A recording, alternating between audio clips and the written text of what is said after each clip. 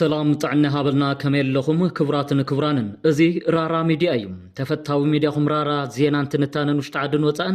بستفلي قرصن تحستون جمير اللهم لمد مكتتالكمون دقفاتكمون اي فلينا نبل رارا ميديا طبابي مرح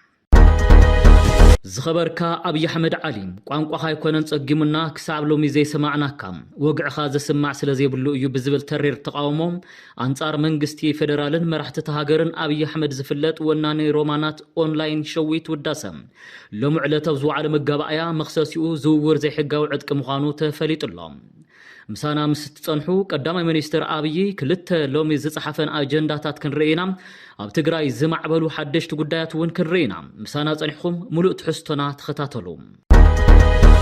አባል ሳዎት መምህር ዩኒቨርሲቲ መቀለን ወናኒ ሮማናት ኦንላይንን ሸዊት ውዳሰም ሎሚ አብዙ ዓለም ገባያ መخصሲኡ ተፈሊጥሎም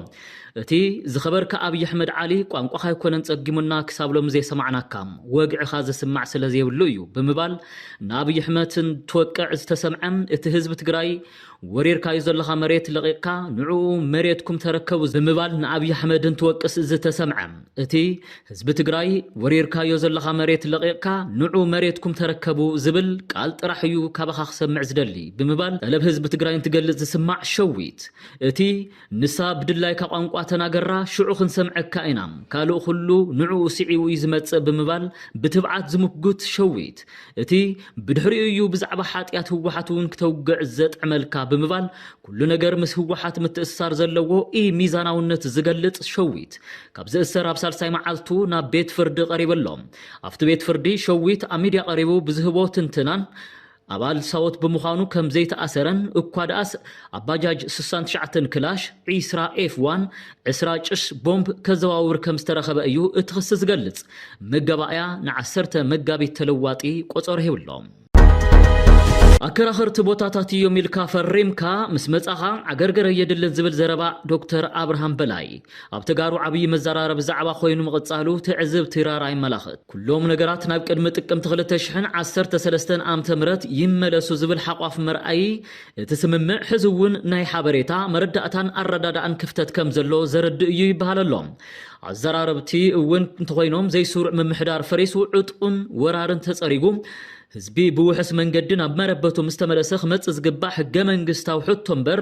ህዝቢ ብሓይል የባሪርካ አከራኻሪ ዝብሃል ሰብኣውን ሕገ መንግስታውን ተግባር ምዃኑ ብተደጋጋምና ተገለጸ መጽኡ እዩ ይኹን እምበር አብርሃም በላይ ኣብቲ መከራኸሪ ቦታ እዩ ዝብል ርእሲ ደው ኢሎም ይካትዑ ካብ ዘለዉ ተጋሩ ፖለቲከኛታት ሓደ ኮይኑሎም እዚ ከምዚ እንከሎም እቲ ናብ ትግራይ ተወሲዱና ንብሎ ዘለና ቦታ ራያ ጸለምትን ሕመራን ጥራይ ዘይኮነስ 18 ካልኦት ወረዳታት ውን ይሓውስ ዝብል ሃርጓፍ ሕቶ ፖለቲከኛታት አምሓራ ሕዝውን ቀጺሉ ርኢና ኣለና ብሄራዊ አጀንዳታትና ንሽከል ዝብል ርእሲ ዝሓዘ መግለጺ ውድ ህወሓት ህዝቢ ትግራይ ኣብ ሓደጋ ይህልውና ይርከብ ክብል ሓቢሩ እቲ መግለጺ ንዝሓለፉ ዓመታት ኣብ ልዕሊኡ ዝተፈጸመ ጆኖሳይድ ዛጊድ ብዝተፈላለየ መልክዕ ይቕጽለሎ ዝበለ ኮይኑ 400 መሬት ተጎቢጡ ህዝብና ተመዛቢሉን ተሰዲዱን ብጥሜትን ሕማምን መዓልታዊ ሬሳና ቆጸረ ይውዕለሎ ብምባል ህዝቢ ትግራይ ዘለዎ ብርካ ሓደጋ ረዲኡ ኣብቲ ካልኦት ከባብታት ትግራይ ውን በአዋጅ ዕጽዋን ክባን መንግስቲ ኢትዮጵያ መድሓኒት መሃያ ሰራሕተኛ መንግስትን በጀትን ተኸልኪሉ አገልግሎት ባንኪ ነዳድን ካልኦት መሰረታዊ አቅርቦታትን ተዓጽዩ ካብ ዝኸፍአ ናብ ዝበኣሰ ማሕበር ኢኮኖሚያዊ ቅልውላው ኣትሎም እዚ ቅልውላው መንግስቲ ኢትዮጵያ ነተብልዕል ህዝቢ ትግራይ ቅድመ ዓመታት ዝኣወጆ ጆኖሳይድ ንምምላእ ዓሊሙ ዝፍጽሞ ዘሎ ኮይኑ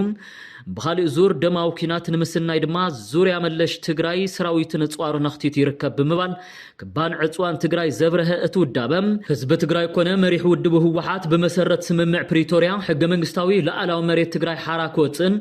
ዘመዛባሉን ተሰደዱን ወገናትና ድሕነቶም ተሓልዩ ናብ መረበቶም ክምለሱ ኣብ ትሕቲ ወረርቲ ዘሳቀዩ ዘሎ ወገናትና ሓራ ክወጹ ተነቢሮም ዘለው ሰብኣዊ ክልከላታት ክልዓሉ ካብ ዝሓሊፉ ድማ ዝግበር ዘሎ ወታደራዊ ተህዲድ ጠጠው ኢሉ ኣፈላላዩ ብፖለቲካዊ ዘተኽፍትሑ ተደጋጋሚ ጻውዒት ኣቕሪቦም ክብል መዘከርታ ኣቐሚጡ እንተኾነ ግና መንግስቲ ኢትዮጵያ ነዚ ጻውዒት ነጺጉ ህዝብና ኣብ ናይ ህልውና ሓደጋ ሸሚምዎ ብምባል ንጻውዒቱ ተቐባልነት ዘይምርካቡ ኣረድዩ መግለጺ ህወሓት ወሲኹ ህዝብና ኣብዚ ከምዚ ዝበለ ናይ ህልውና ሓደጋ ኣብ ዘለሉ እዋን ቀልቡ ካፍቲ ቀንዲ ዋኒኑን ምስሓት ድማ ካብ ውሽጥን ደገን ዝተዋደዱን ተኸታተልትን መደናገርቲ አጀንዳታት ይዝርግሕለው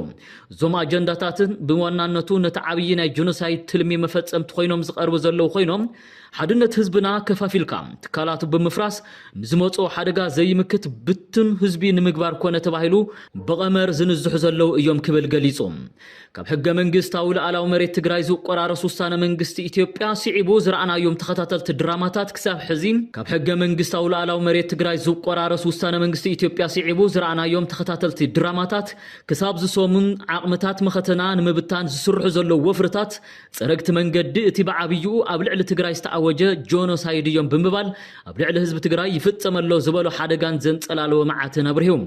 ህዝብና እዞም ሓድነትን ዓቅምታትና ንምብት ዝንዝሑ ዘሎ አጀንዳታት ከም ወትሮ ትሪሩ ከም ዝቃለሶም አይጠራጠርን ክብል ዝገለጸት ውድብ ህዝብ ትግራይ ኮነ መሪሕ ውድብ ህወሓት ሕዝውን ዋኒኖም አፍቶም ቀንድ ብሔራዊ አጀንዳታት ህዝብ ትግራይ እዩ ሞትን ስቃይን ህዝብና ከብቅዕ ዓቅምታት መኸተና ጠሚርና ብሔራዊ ትካላትና ካብ ዝኾነ ይኹን እዋን ንላዕሊ ንልኡኽቶም ብቑዓት ክኾኑ ብምግባር ዝቕጽል ዘሎ ሓደጋ ህልውና ዝምክት ቁመና ፈጢርካ ቀጻልነት ህዝብና ክነረጋግጽ ኢና ብምባል ንቃልሲ ዘሎ ድልውነት ተብርሂዎም ነቶም ካብ ቀንድ ብሔራዊ ዋንነትና ንምውፃእ በብእዋኑ ዝፍጠሩ ዘሎ አጀንዳታት ከከማ መጻጽኦምና መከትናም አሙሓስ ህልውና ህዝብና ንሽከል ዝብል ቃል አካል መልእኽቲ ዝሰሙን ህዝባዊ ወያነ ሓርነት ትግራይ እዩ ብሰንኪ ነዳድን ሕጽረትናውትን አብያት ሕክምና አገልግሎትን ኣብ ዘይህባሉ ባይታ ይስጋገራ ከም ዘለዋ ይግለጸሎም ብመንግስት ፌደራል ዝፍጸም ዘሎ ክልከላ ነዳድን ናውት ሕክምናን ግቡእ ግልጋሎት ንምሃብ ከም ዝተጸገመ ሓደ ኣብነት ሓፈሻዊ ሆስፒታል ቅድስት ማርያም አክሱም ዝሃቦ መግለጺ እዩ ኣብ ዝሓለፉ ሰሙን ዶክተር አማኑኤል ሃይለ ትግራይ ሕክምናዊ ጸገማት ይገጥማ ምህላው ዝገለጸ ኮይኑ መንግስት ፌደራል ብፉሊ ኣብ ትግራይ ዝፍጽሞ ዘሎ ክልከላ ነዳድን ሕጽረት ናውት ሕክምና መድሓኒትን ሆስፒታሎም ንህዝብ ግቡእ ግልጋሎት ንምሃብ ከም ዘይከኣለም መካይድ ስራሕ ሓፈሻዊ ሆስፒታል ቅድስት ማርያም አክሱም ኣይተገብረ መስቀል ገብረ እግዚአብሔር ንትግራይ ቴሌቪዥን ገሊጹሎም ብፍላይ ድማ ሕጽረት መድሓኒት ኣብ ወሃሃብ አገልግሎት ቀንዲ ዕንቅፋት ከም ዝኾነ ኣይተገብረ መስቀል ምግላጾም እቲ ሚድያ ሓቢሩ እቲ ኩነታት ምፍራስ ውዕል ፕሪቶሪያ ምዃኑ ብቁሉዕ ዘመላኽት ምዃኑ ዘመላኽት ተግባር ምዃኑ ዝገለጹ ኣይተገብረ መስቀል ሕብረተሰብ ኣከቢድ ሓደጋ ቅድሚ ምእታው መንግስታውን ዘይመንግስታውን ትካላት ፍታሕ ክገብርሉ ይግባእ ኢሎም ተወካሊ ሜዲካል ዳይሬክተር ሓፈሻዊ ሆስፒታል ቅድስት ማርያም አክሱም ዶክተር አብርሃለይ ሃይለ ስላሰም